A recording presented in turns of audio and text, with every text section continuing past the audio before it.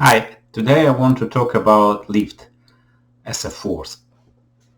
You can find a lot of videos on YouTube about lift. You can open Wikipedia page dedicated to the lift as a force, and you will see there are many misconceptions, many misunderstandings about the origin of this force.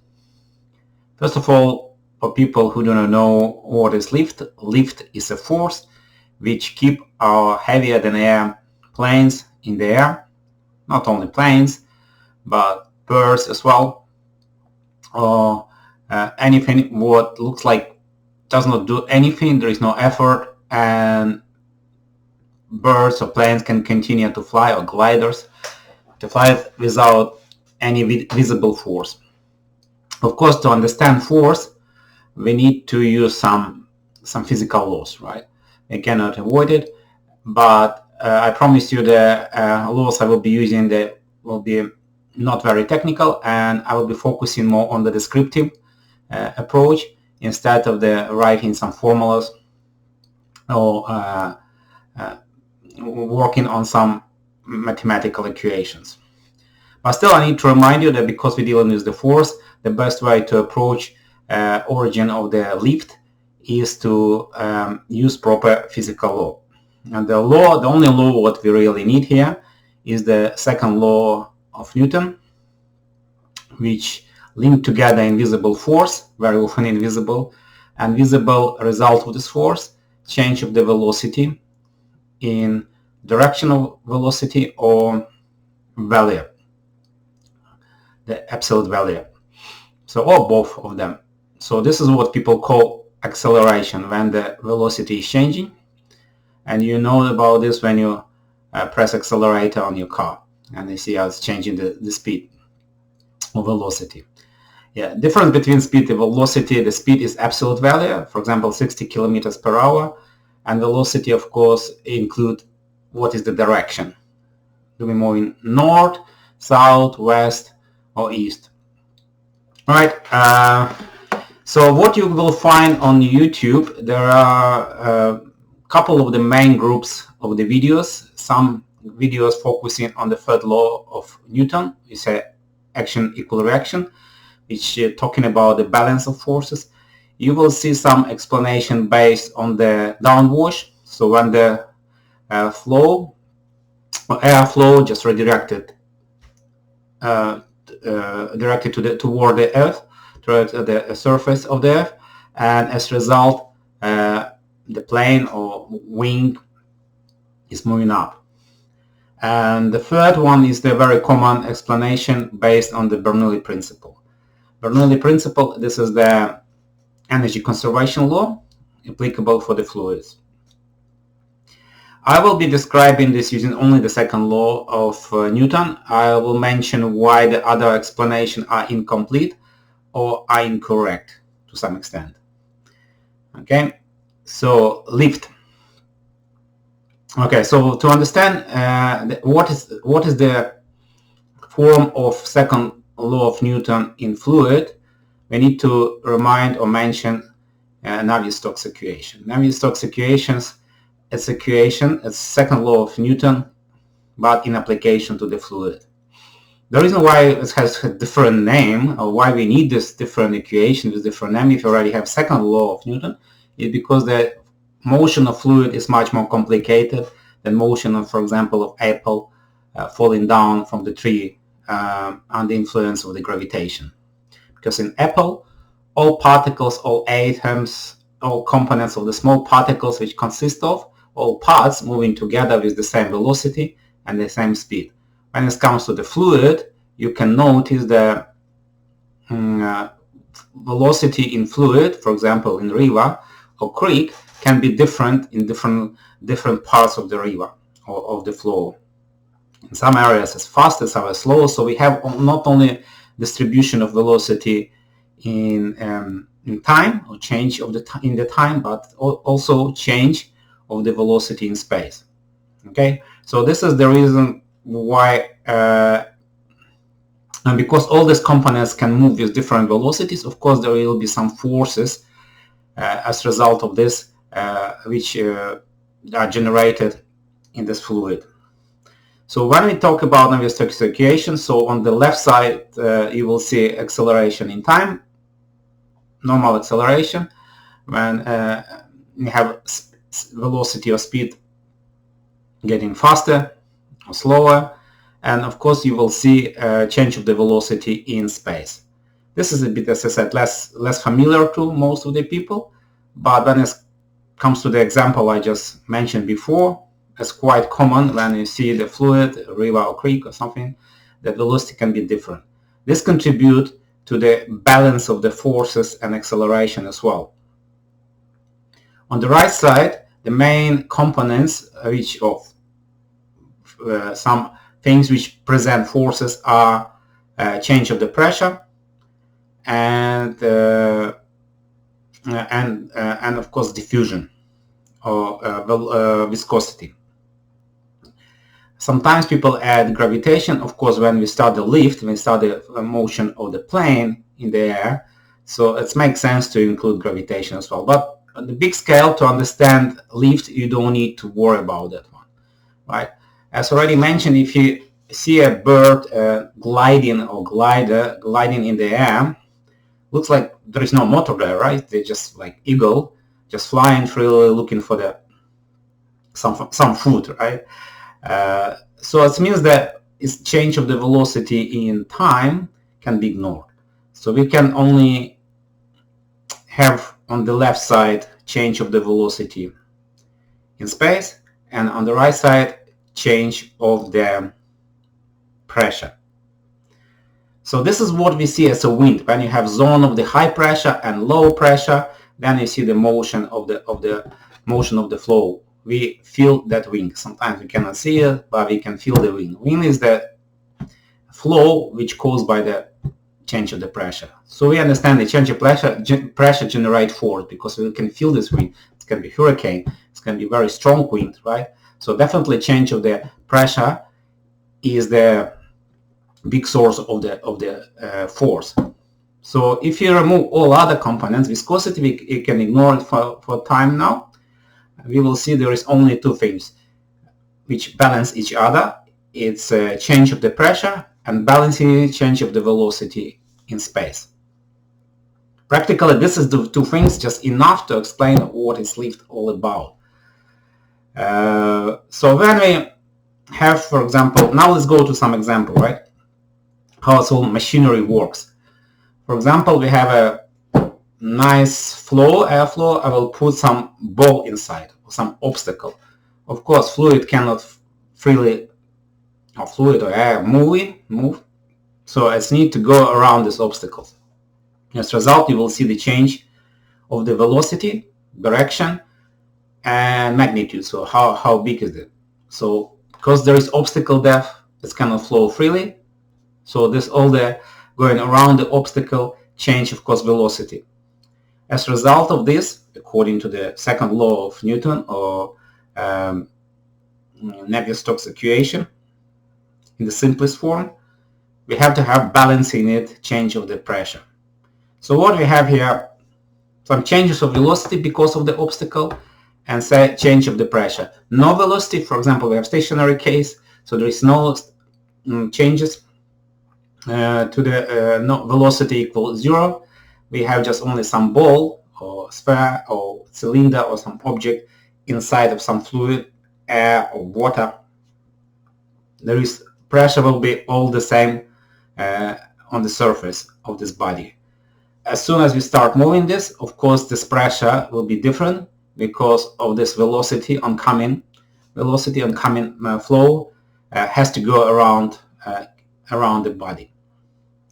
So if we usually put this body, of course, there will be some small increase of the pressure because the flow is slowing down when it's meet the surface of this body, the front part, and as a result of this, the velocity is decreasing, pressure is growing.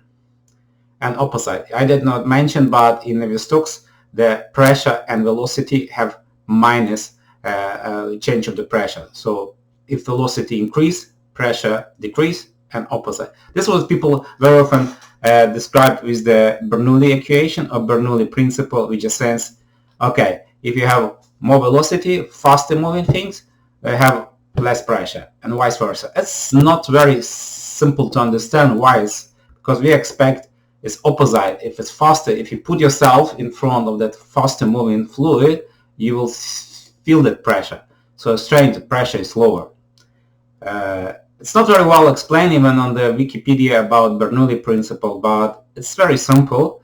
We have million and billion of the small particles randomly moving. This is what pressure. Pressure describes the random motion of all these atoms or molecules around. And if you put some wall, because of their motion, they hit the wall with different frequency and different velocity and create some force. So they act on the wall, and that's what we call pressure.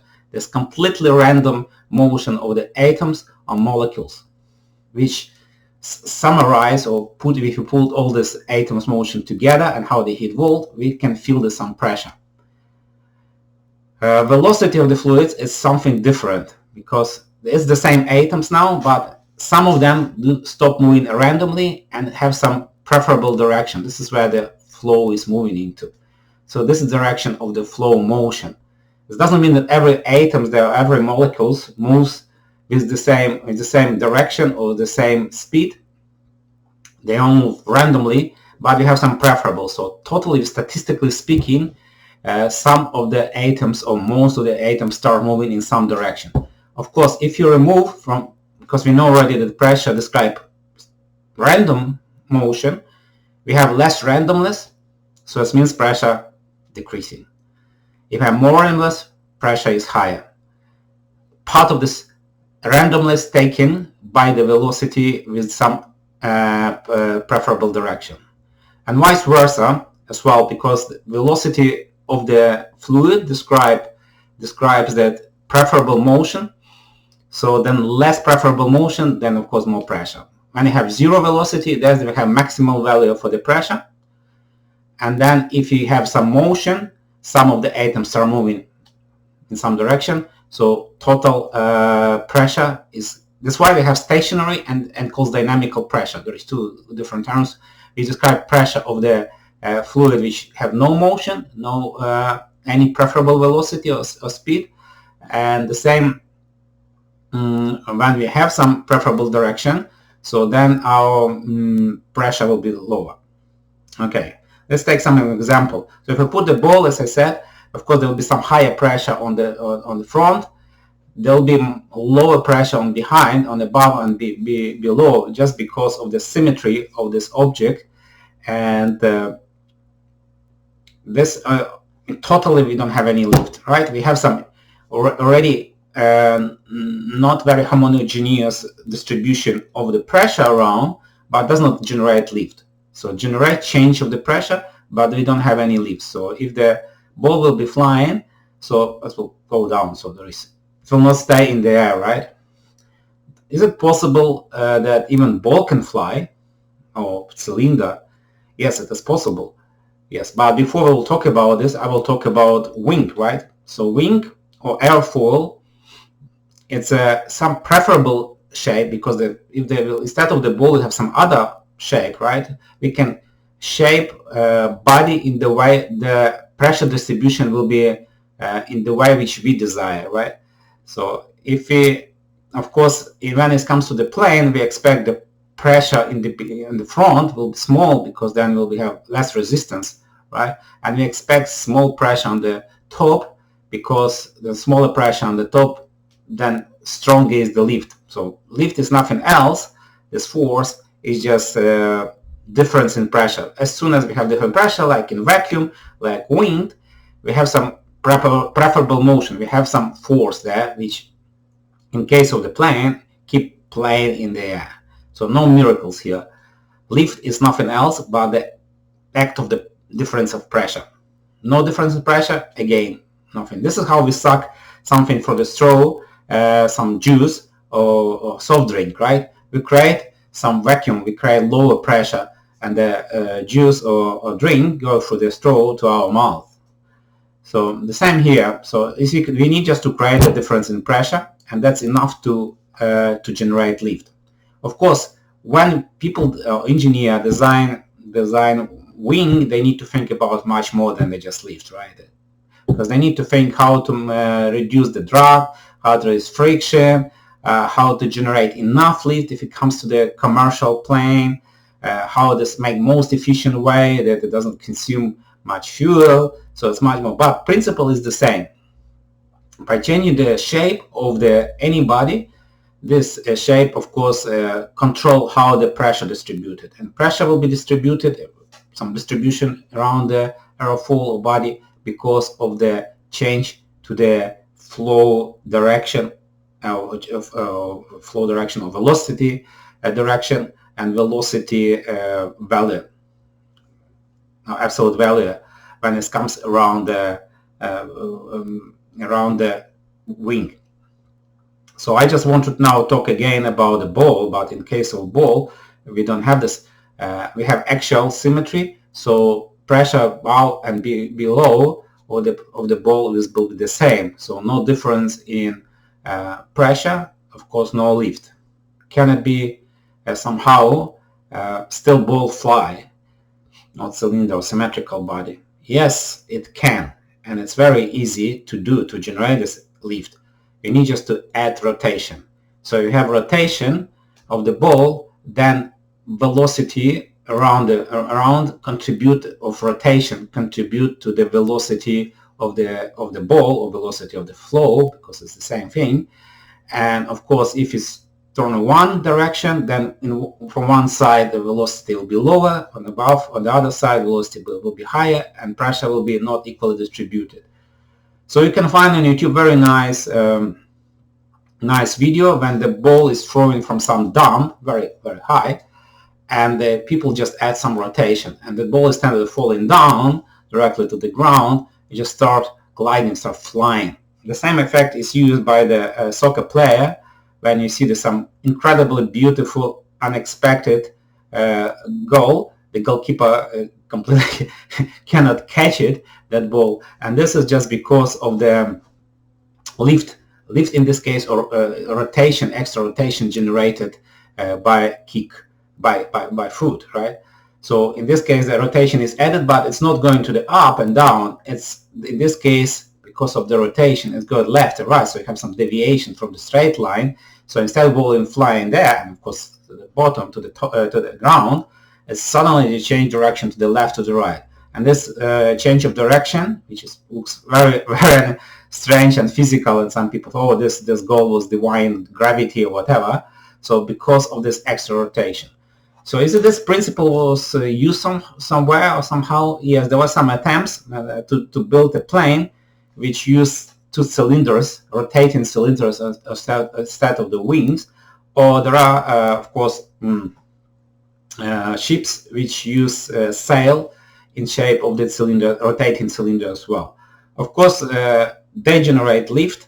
They can be used, but they have own poor engineering problem related to the drag, complexity of the building or maintaining, and so on. So that is not that easy. That's why they do not have wide distribution, right? Do you know that for flying some planes does not need even wings. NASA was trying to build plane when the fuselage, the body itself, play as a wing, because of using shape, different shape, wing-like shape, you can build a plane. So you can find on internet, there is aeroplane NASA M2 F1, for example, and you will see how it looks like. It's very short wings, right? Again, some rockets, they use very small wings as well, because they're already moving so fast, so they don't need big wings. Big wings just required mostly just to generate enough lift, because the lift depends not only on distribution and pressure, but how big is the wing near the surface of the land. So because when they're taking off, so this is the time when the speed is very low and the weight of the plane is very big. So this is very required. During the flight itself, this big wings, that lift is not required anymore. So plane can fly if you have enough speed, because this is only what is required. Some speed, some velocity. When it reaches some velocity, it just flying without any engine, right? Only engine is required to fight with the drag. This is all the friction and the forces which slow down plane. If that force is negligible, then of course plane can fly forever if you have enough speed or velocity, because that is what is the great pressure distribution and enough pressure distribution and unequal pressure around the wing to keep this weight, particular weight of some plane in the air. This is very interesting, right? So that's why in the plane, it's interesting that when you're flying about 10,000 meters above the surface, that plane does not need these big wings, right? So they create just too much drag. But of course, they used as a storage for the fuel and so on. But it's completely different. So yes, if you can use symmetrical body, still will fly if you add rotation, or you can use non-symmetrical bodies like wing or airfoil to maximize lift and minimize the drag. So the other things what you can use, of course, by changing when you have a flow, you can change the angle of attack, which is called like this, and then you can generate more lift or less. Of course, the problem with this approach is that turbulence, because with some angle of attack, that turbulence will be generated and lift force will be much weaker, and plane can stall. This is called stalling. Okay, so let's quickly again rephrase what I want to say when it comes to the definition of lift. So pressure. Okay, so I will define that lift force as the asymmetry in pressure distribution around airfoil or any body what can serve as airfoil introduced by fluid velocity changes. And these fluid velocity changes are due to presence of body which distort flow direction. So only because of this body. So this is enough to describe the lift. So if you're interested in some books, I can mention two books I really like. Is the book of John Anderson. I think he is working in some museum of the aviation in Washington and airspace, called Fundamentals of Aerodynamics, and book by Introduction to Flight, or Dean McLean. He was a senior, I think, leading engineer in Boeing. He's retired now, and book title is Understanding Aerodynamics. So now a couple of words about misconceptions. So when people talking about Bernoulli equation, for example, as the reason, it's explained that yes, higher speed, low pressure, but much better is to explain, as I mentioned, from the first principles. This is understanding what fluid made of and what is the meaning of the pressure, randomness, and of course velocity or of the fluid is order. So this is, in fact, lift is the fight between order and randomness in fluid. So yes, Bernoulli Principle described correctly. This is energy conservation. There is nothing wrong. We cannot say that it's wrong, but it does not explain dynamics. Energy in this case is the passive tracer. So and they follow the velocity. To understand force, we need to use a dynamical equation. We need to see how it's all developed in time and in space. Even I use the simplest situation where we don't have any changes in the time of the velocity and we still have lift. Right? The other one, downwash, this is not correct because we have counter examples. When you have a toilet paper, for example, and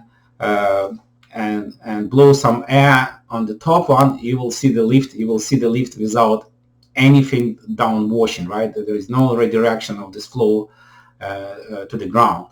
So there is other Joukowsky-Cutter principle, but this is more mathematical principles, which people use. Engineer, they use it, airplane design and everything, but it's not physical explanation of what's going on.